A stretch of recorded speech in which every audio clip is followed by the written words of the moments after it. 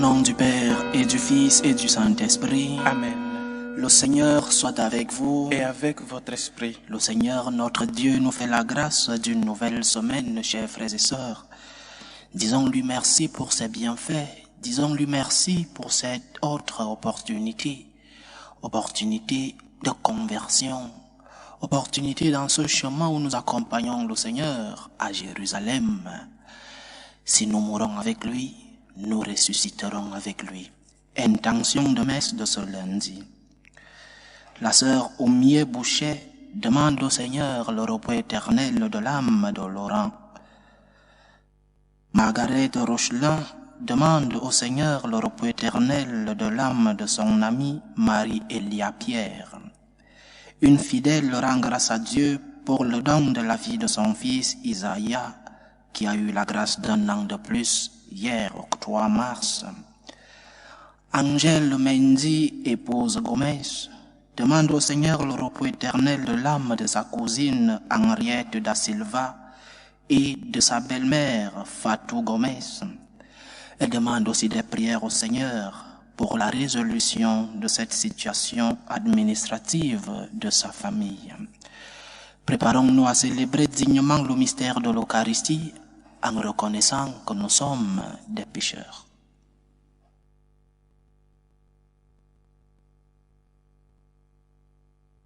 Prends pitié de nous, Seigneur. Nous avons péché contre toi. Montre-nous, Seigneur, ta miséricorde. Et donne-nous ton salut. Que Dieu Tout-Puissant nous fasse miséricorde, qu'il nous pardonne nos péchés et nous conduise à la vie éternelle. Amen.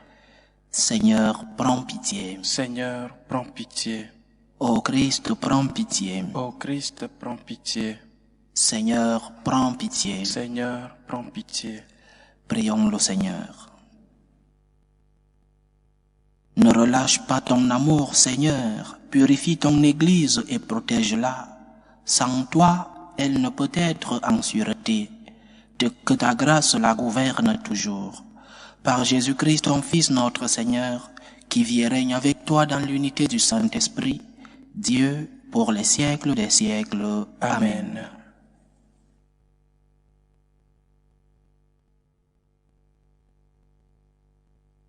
Lecture du deuxième livre des rois.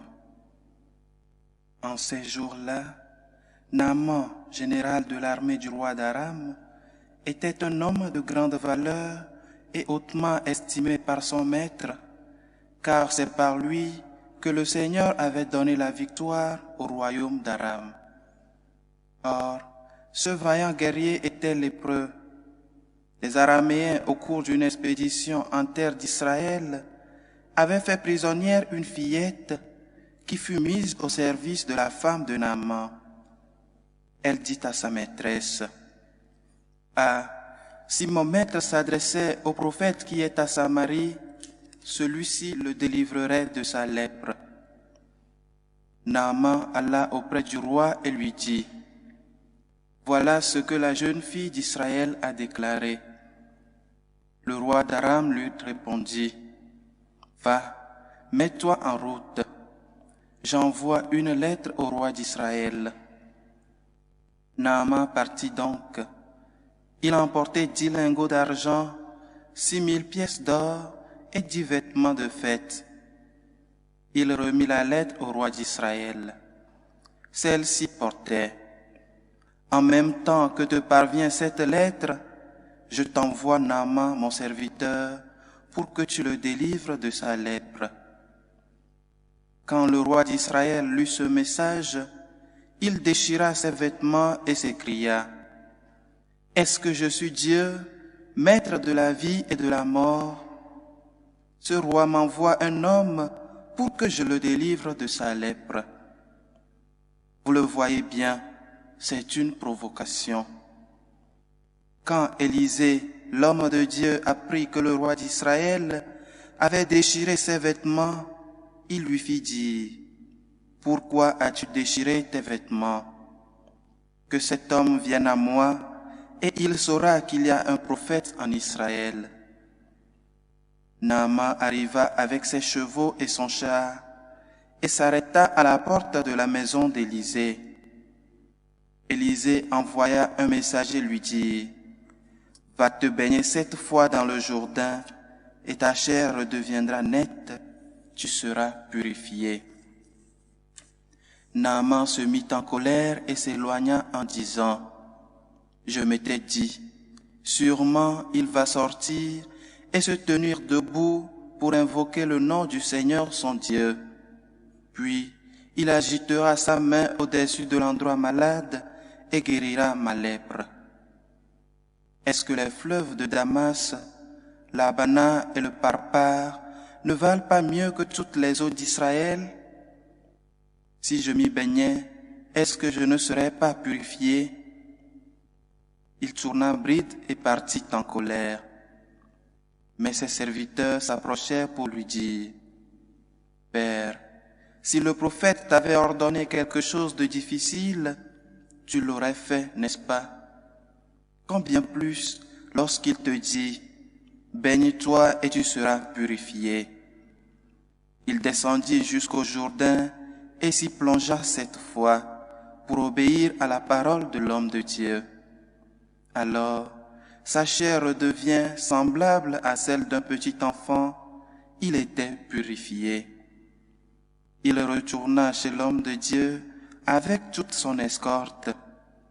Il entra, se présenta devant lui et déclara, « Désormais, je le sais, il n'y a pas d'autre Dieu sur toute la terre que celui d'Israël. » Parole du Seigneur. Nous rendons grâce à Dieu. Mon âme a soif de Dieu, le Dieu vivant. Mon âme a soif de Dieu, le Dieu vivant. Comme un cerf altéré cherche l'eau vive, ainsi mon âme te cherche, toi, mon Dieu. Mon âme a soif de Dieu, le Dieu vivant. Mon âme a soif de Dieu, le Dieu vivant. Quand pourrais-je m'avancer, paraître face à Dieu? Mon âme a soif de Dieu, le Dieu vivant. Envoie ta lumière et ta vérité, qu'elle guide mes pas et me conduise à ta montagne sainte jusqu'en ta demeure. Mon âme a soif de Dieu, le Dieu vivant. J'avancerai jusqu'à l'autel de Dieu, vers Dieu qui est toute ma joie. Je te rendrai grâce avec ma harpe, Dieu, mon Dieu. Mon âme a soif de Dieu, le Dieu vivant. Gloire au Christ, sagesse éternelle du Dieu vivant, gloire à toi, Seigneur. Gloire au Christ, sagesse éternelle du Dieu vivant, gloire à toi, Seigneur. J'espère le Seigneur et j'attends sa parole. Près du Seigneur est l'amour, l'abondance du rachat. Gloire au Christ, sagesse éternelle du Dieu vivant, gloire à toi, Seigneur.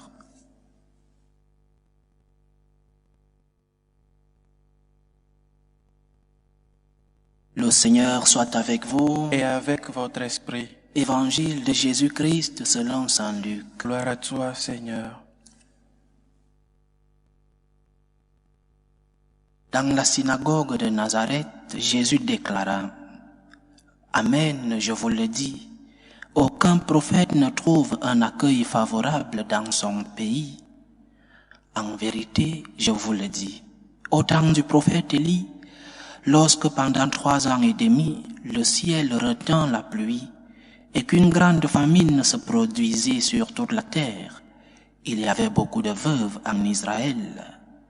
Pourtant Élie ne fut envoyé vers aucune autre d'entre elles, mais bien dans la ville de Sarepta, au pays de Sidon, chez une veuve étrangère. Au temps du prophète Élisée, il y avait beaucoup de lépreux en Israël, et aucun d'entre eux n'a été purifié, mais bien Naaman, le Syrien. À ces mots dans la synagogue, tous devinrent furieux. Ils se levèrent, poussèrent Jésus hors de la ville et le menèrent jusqu'à un escarpement de la colline où leur ville est construite pour le précipiter en bas. Mais lui, passant au milieu, allait son chemin. Acclamons la parole de Dieu. Louange à toi, Seigneur Jésus. Jésus s'éloigne de sa ville natale. Il est chassé de sa ville natale par les siens, par ceux-là qui l'ont vu grandir, peut-être par ses proches, ses amis d'enfance. Il est sorti de la ville comme un vulgaire bandit.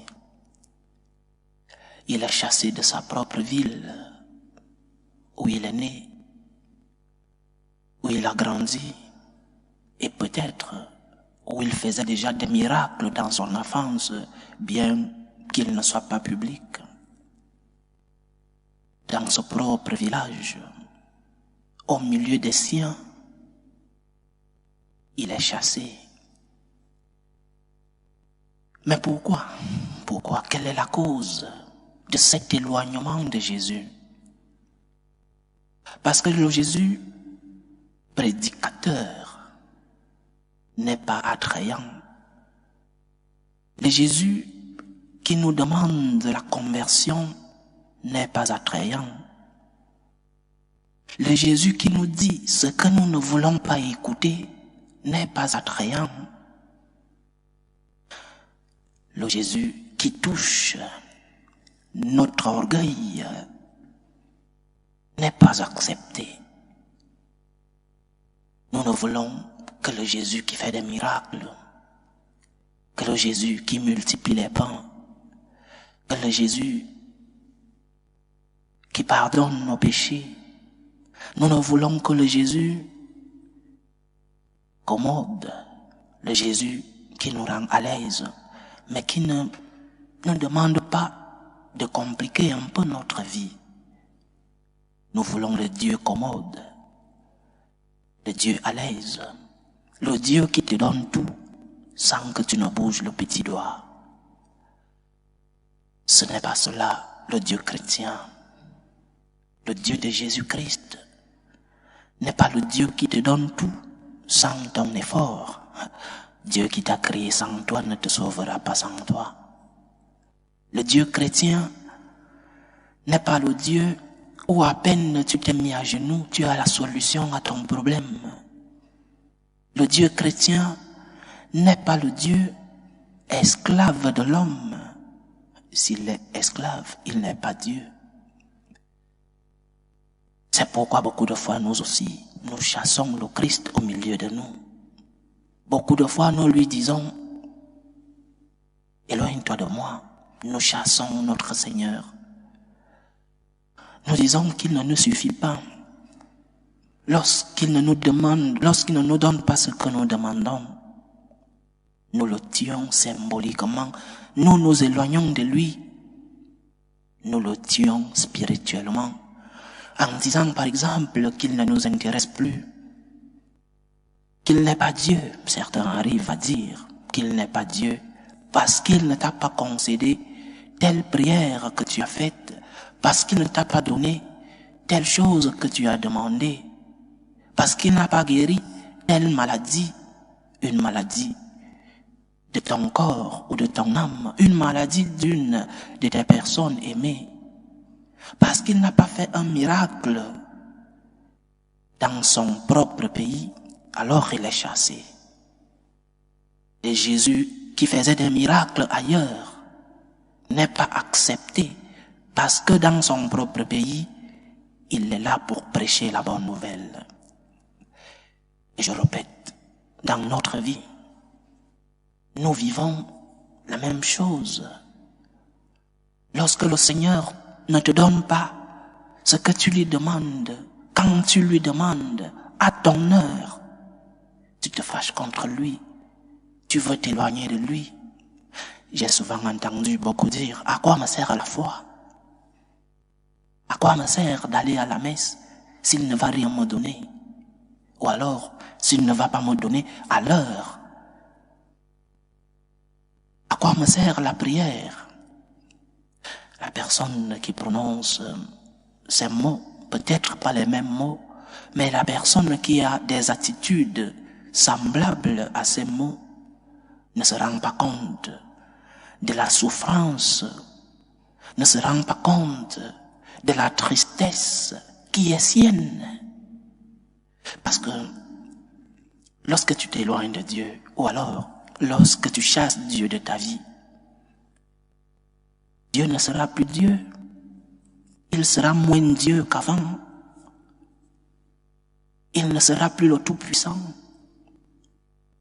Il ne sera plus le Dieu de la miséricorde, le Dieu de bonté que tu as invoqué avant. Ton éloignement,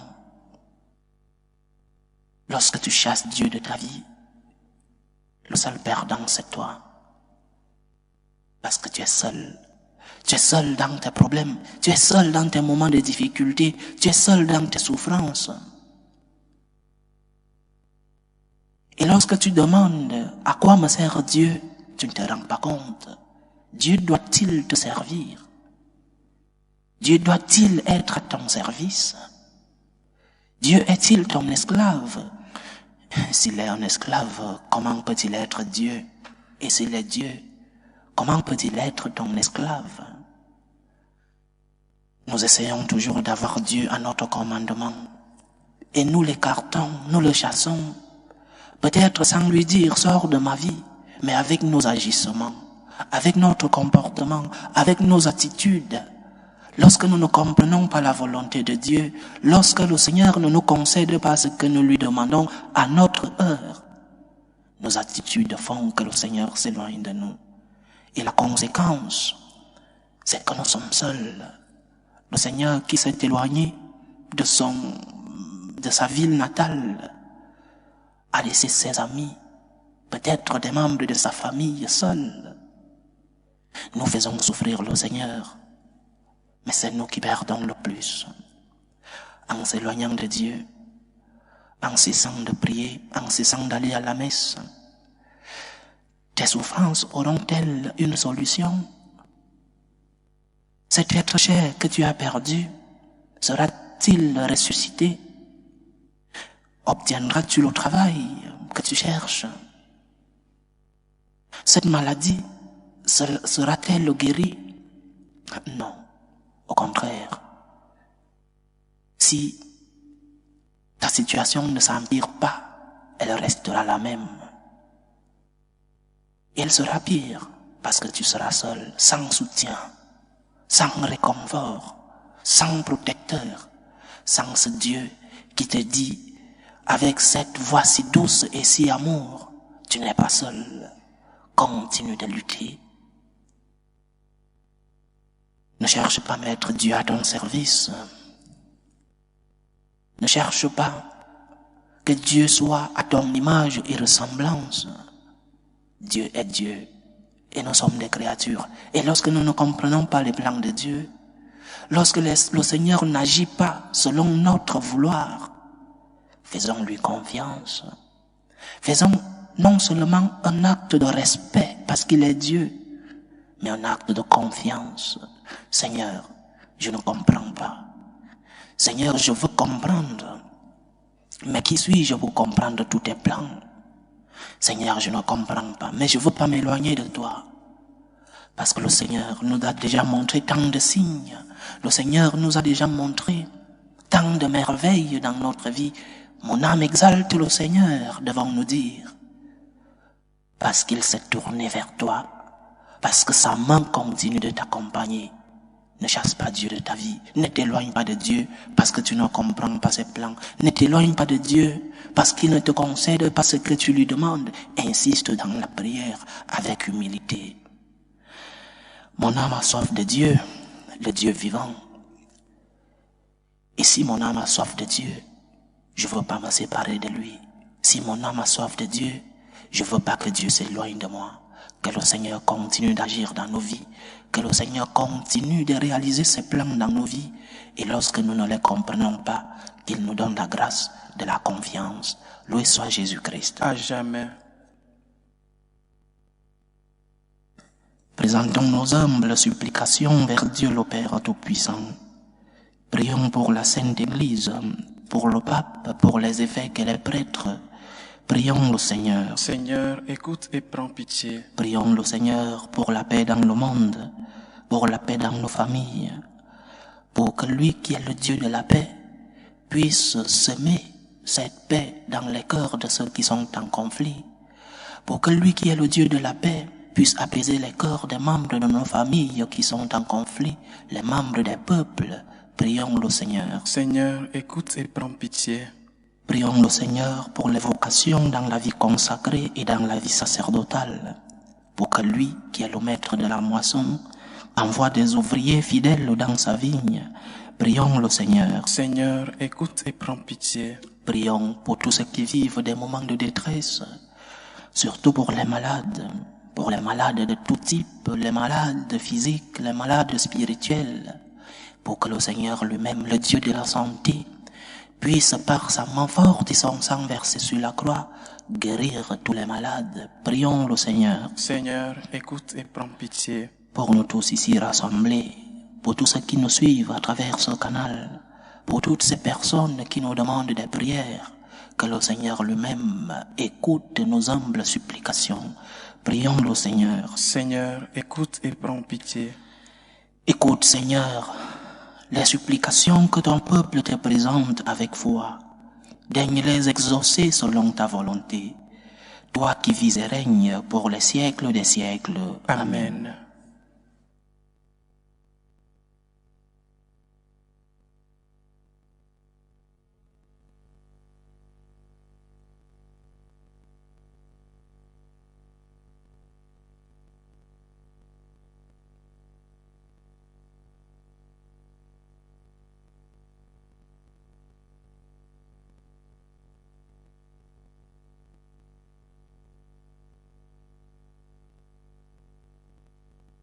Tu es béni, Seigneur, Dieu de l'univers. Nous avons reçu de ta bonté le pain que nous te présentons, fruit de la terre et du travail des hommes.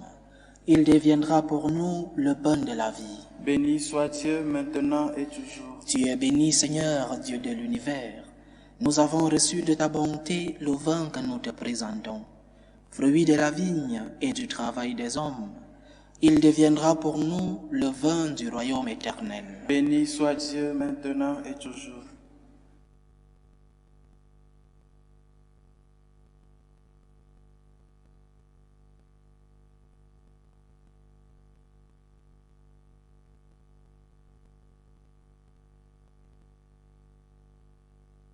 Priez, frères et sœurs, que mon sacrifice qui est aussi le vôtre soit agréable à Dieu le Père Tout-Puissant. Que le Seigneur reçoive de vos mains ce sacrifice à la louange et à la gloire de son nom, pour notre bien et celui de toute l'Église.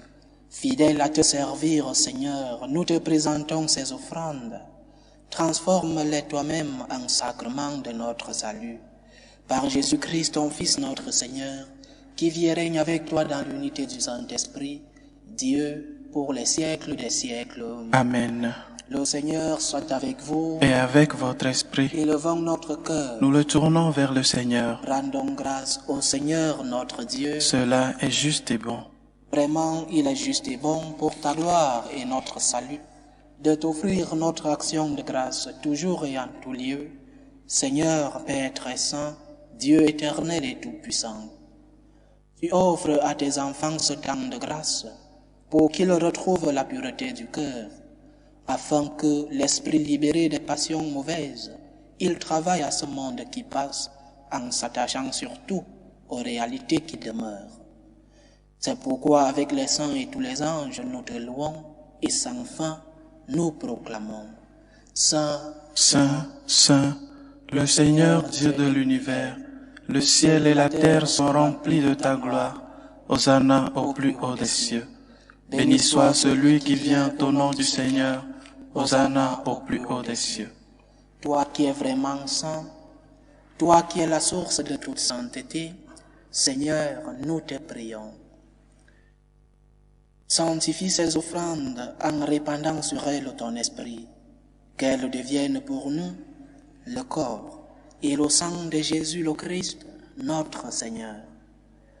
Au moment d'être livré et d'entrer librement dans sa passion, il prit le pain. Il rendit grâce, il le rompit, il le donna à ses disciples en disant: Prenez et mangez-en tous. Ceci est mon corps, livré pour vous.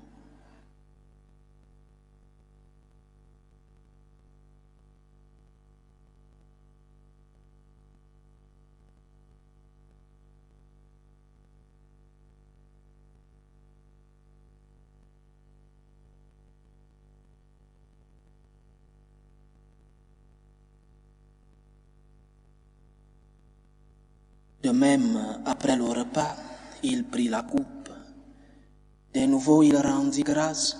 Il la donna à ses disciples en disant, « Prenez et buvez-en tous, car ceci est la coupe de mon sang, le sang de l'alliance nouvelle et éternelle, qui sera versé pour vous et pour la multitude en rémission des péchés.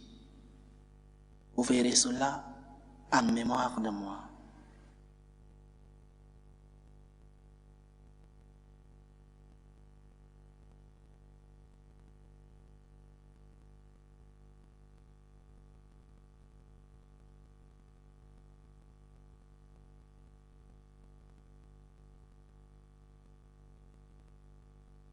Il est grand le mystère de la foi. Nous annonçons ta mort, Seigneur Jésus. Nous proclamons ta résurrection.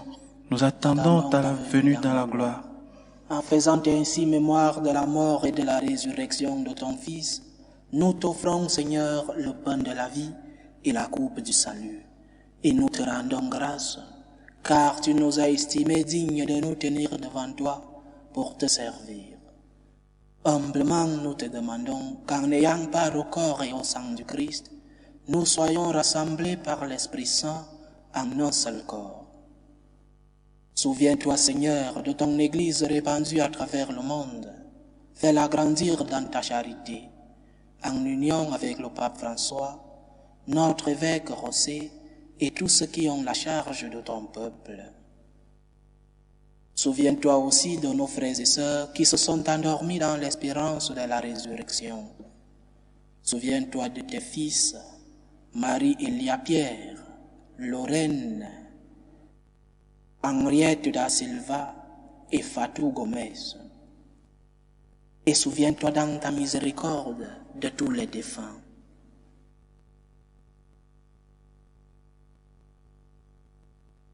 Accueille-les dans la lumière de ton visage. Sur nous tous enfin, nous implorons ta bonté. Permets qu'avec la Vierge Marie, la bienheureuse Mère de Dieu, avec Saint Joseph son époux, les apôtres et tous les saints qui ont fait ta joie au long des âges, nous ayons part à la vie éternelle et que nous chantions ta louange et ta gloire par ton Fils Jésus le Christ.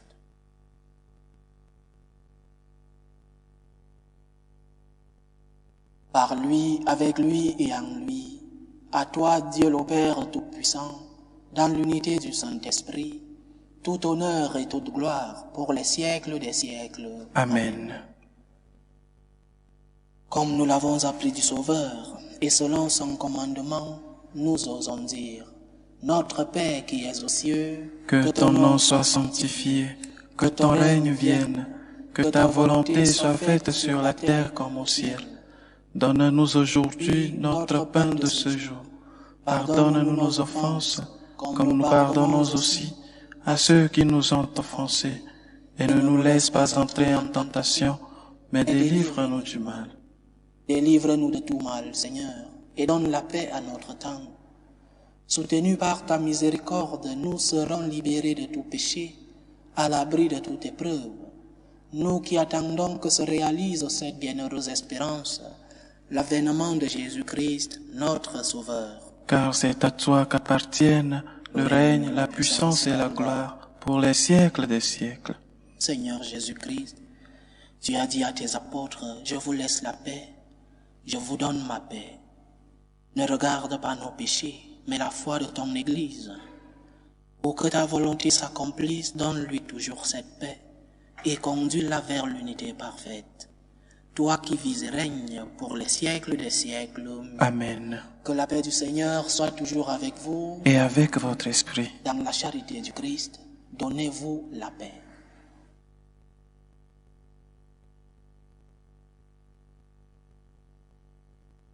Agneau de Dieu, qui enlève les péchés du monde, prends pitié de nous.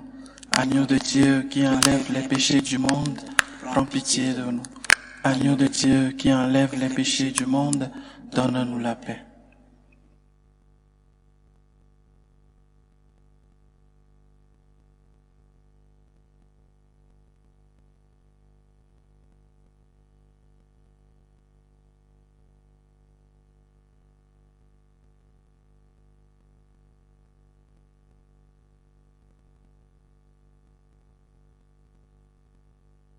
Voici l'agneau de Dieu. Voici celui qui enlève les péchés du monde. Heureux les invités au repas des noces de l'agneau. Seigneur, je ne suis pas digne de te recevoir, mais dis seulement une parole et je serai guéri. Que le corps et le sang du Christ nous gardent pour la vie éternelle. Amen.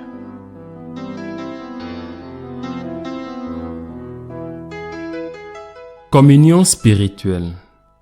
Mon Jésus, je crois en votre présence dans le très saint sacrement. Je vous aime plus que toute chose, et je désire que vous veniez dans mon âme. Je ne puis maintenant vous recevoir sacramentellement dans mon cœur. Venez-y au moins spirituellement.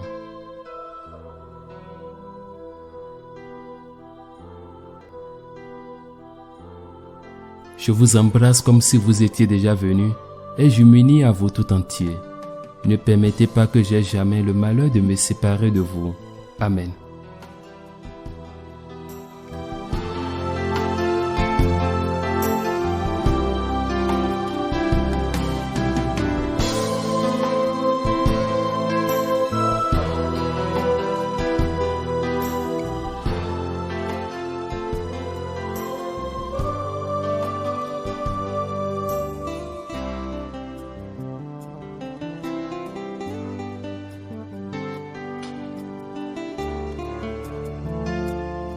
Méthode de prière des franciscains de Marie. Jésus, je te fais confiance. Je t'aime. Je t'adore. Je te remercie. Je te demande pardon. Je te demande des grâces. Je m'offre à toi comme Marie. Amen. Achevons notre prière. Que notre communion à ton sacrement, Seigneur, purifie chacun d'entre nous et réalise notre unité. Par Jésus-Christ, ton Fils, notre Seigneur, qui vit et règne avec toi dans l'unité du Saint-Esprit, Dieu, pour les siècles des siècles. Amen. Le Seigneur soit avec vous. Et avec votre esprit. Que Dieu Tout-Puissant vous bénisse, le Père, le Fils et le Saint-Esprit. Amen. Allez dans la paix du Christ. Nous rendons grâce à Dieu. Salut, ô Reine, Mère de miséricorde, notre vie, notre douceur, notre espérance, salut. Nous crions vers toi, enfant d'Ève exilée. Vers toi nous soupirons, gémissant et pleurant, dans cette vallée de larmes. Ô toi, notre avocate, tourne vers nous ton regard miséricordieux.